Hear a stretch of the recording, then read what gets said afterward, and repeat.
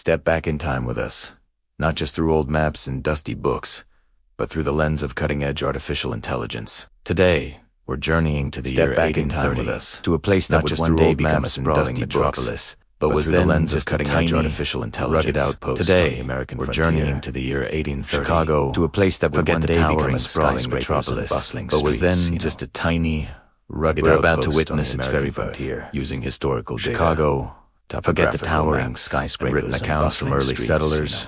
Our AI's painstakingly reconstructed what this nascent settlement looked like. Data. What you're seeing is not just an artist's impression. Written accounts from early settlers of the past. Our AI's painstakingly reconstructed what this nascent Chicago wasn't even officially. What you're seeing is not just an artist's impression. A few hundred people. It's a data-driven vision of the past. Traders, soldiers, and the resilient Potawatomi people. Chicago wasn't even officially into generations. Its population was barely Chicago itself is derived a mix from the Potawatomi word, soldiers, and the resilient Potawatomi people would call this land home. The heart of this outpost was Fort Dearborn. The name Chicago itself is derived from the Potawatomi word for the wild here is actually the second version, reconstructed after the first. The heart of this outpost was Fort Dearborn. Originally built, stood guard near the mouth of the Chicago River. The fort you see critical strategic point where the Great Lakes reconstructed after the first was destroyed. It was the symbol of American expansion. It stood guard near the mouth of the Chicago River. A wild, critical strategic point life here was where the Great Lakes met the vast dictated by the seasons and the constant symbol of American expansion.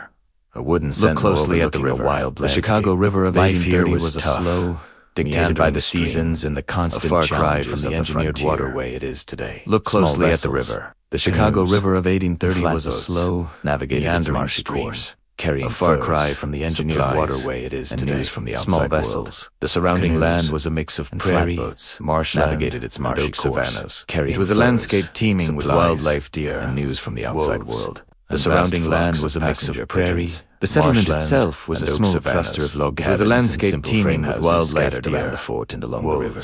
There were no paved streets of passenger pigeons. Muddy tracks. The settlement itself was a small cluster of log cabins and simple frame houses scattered around the father of Chicago. There were no paved streets. Operated a successful fur trading business that turned into impassable serving as an early social and economic hub. The fur trade was the primary engine of the local economy. Operated a successful connecting this remote outpost to global markets. Trappers would bring in pelts of beaver and economic muskrat. The fur trade was the primary engine of the local economy, connecting this remote outpost to global markets. Trappers would bring in pelts of beaver. The very reason for Chicago's future boom was already to trade for goods like tools, the Illinois and Michigan Canal, and in 1830, but it was just a dream. An ambitious project. The very reason for Chicago's future boom was already being planned, and by extension, the Illinois and Michigan Canal River in 1830, Mexico. It was just a dream. This AI ambitious project allows us to appreciate the Illinois River of transformation, and by extension, a single Mississippi River. This humble collection of cabins would explode into a city. The Great Fire of 1871 would later destroy much of this early wooden city. Within a single lifetime of resilience, this humble collection of cabins would explode into a city. The Great Fire of 1871 would later destroy. It models the natural drainage patterns of the spirit of resilience, the specific types of trees that would have grown here, and even the likely placement of buildings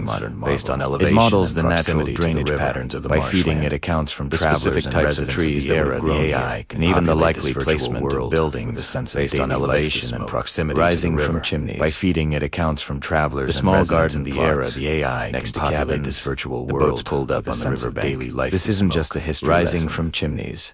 It's a form of digital archaeology. The small garden it helps us visualize the choices and challenges faced by those early inhabitants. This isn't just every decision from where to build a cabin to digital navigate the river. It helps us visualize the choices and challenges. They weren't just building early inhabitants. Every decision, the foundation for where to build a cabin to how to navigate the river, brick by brick, was a matter of survival and foresight. As we look at this tranquil, almost they were laying the foundation for it's staggering to think about the immense energy and industry that would soon be unleashed here. As we look at this tranquil, dredged and straight, almost the prairies would be gridded into city blocks. To think about the immense energy and industry warehouses, soon be unleashed factories, the quiet eventually dredged the world's first skyscrapers. The prairies would be gridded into city blocks, and the small fort would be dwarfed by warehouses, humble beginning. Factories. Chicago's story is a powerful testament to human ingenuity, determination, 1830, the relentless drive to every great city. Seeing it brought to life like this, Chicago's story is a powerful testament to human ingenuity, of history, determination beneath the surface, and the relentless drive to build and connect. Thanks for joining us on this incredible journey into the past. Gives us a profound new appreciation by this AI-powered Reconstruction just beneath. Make sure to like this video and subscribe to our channel. Thanks for joining us on this incredible journey. Let us know in the comments what other historical by this AI-powered Reconstruction you'd like to see recreated. Make sure to like this video and subscribe to our channel for more deep dives into history. Let us know in the comments what other historical moments or places through the lens of cutting-edge artificial intelligence. Until next time, today, we're journeying to the year 1830, to a place that would one day become a sprawling metropolis, but was then just a tiny, rugged outpost on the American frontier. Chicago, forget the towering skyscrapers and bustling streets, We're about to witness its very birth, using historical data, topographical maps, and written accounts from early settlers. Our AI's painstakingly reconstructed what this nascent settlement looked like. What you're seeing is not just an artist's impression. It's a data-driven vision of the past, brought to life. In 1830, Chicago wasn't even officially a town. Its population was barely a few hundred people, a mix of traders, soldiers, and the resilient Potawatomi people who had called this land home for generations. The name Chicago itself is derived from the Potawatomi word for the wild leeks that grew abundantly along the riverbanks. The heart of this outpost was Fort Dearborn, originally built in 1803. The fort you see here is actually the second version, reconstructed after the first was destroyed in 1816. It stood guard near the mouth of the Chicago River, a critical strategic point where the Great Lakes met the vast inland river systems. It was a symbol of American expansion, a wooden sentinel overlooking a wild landscape. Life here was tough, dictated by the seasons and the constant challenges of the frontier.